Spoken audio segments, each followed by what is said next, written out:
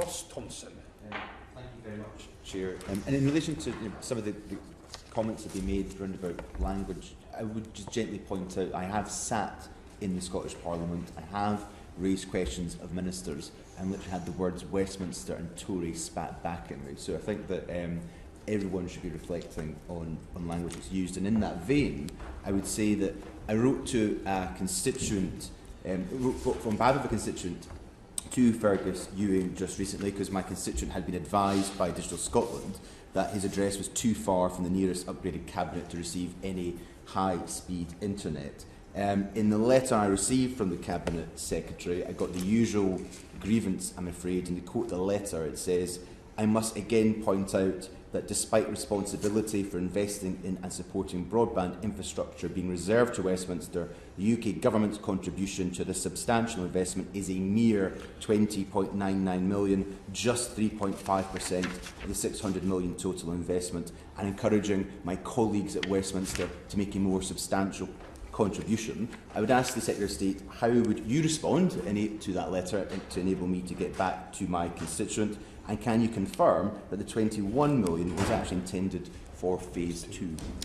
Yes, indeed. I can confirm, firstly, that the Digital Scotland Superfast Broadband has been allocated £121.8 million, and that this is more than twice as much per head as in the rest of the UK.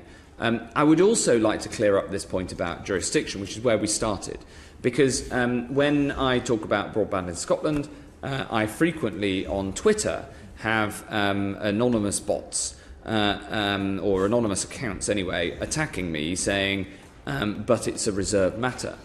The point is telecommunications is reserved. We chose. It's not in the constitutional settlement for it to be a Scottish Government matter. We chose to allocate the money through the Scottish Government rather than through local authorities, and that choice has led to the issues that we talked about at the start.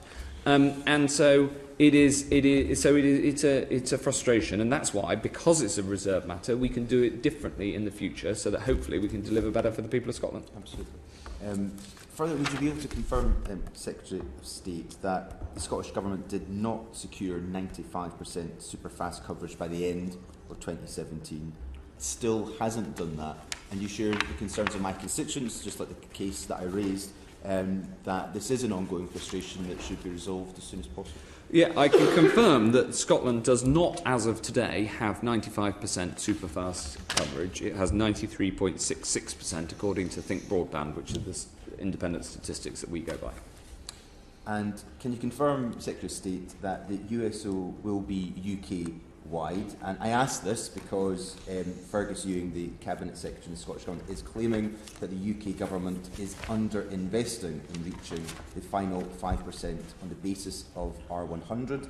Isn't it true that it is for the Scottish Government to fund that programme while the UK Government works to achieve 100% coverage through the USO? Yes, our goal is universal coverage. Hence having the universal service obligation, which, as passed by this Parliament, covers the whole of the UK up to a cost threshold of £3,400. That's the same cost threshold as for getting a landline, which is why we put it there. That means that 99.8% of the UK will be covered by the USO, we estimate. Of course, for those beyond that threshold, there's the option of paying excess costs. I'm glad that somebody's got a connection in this room.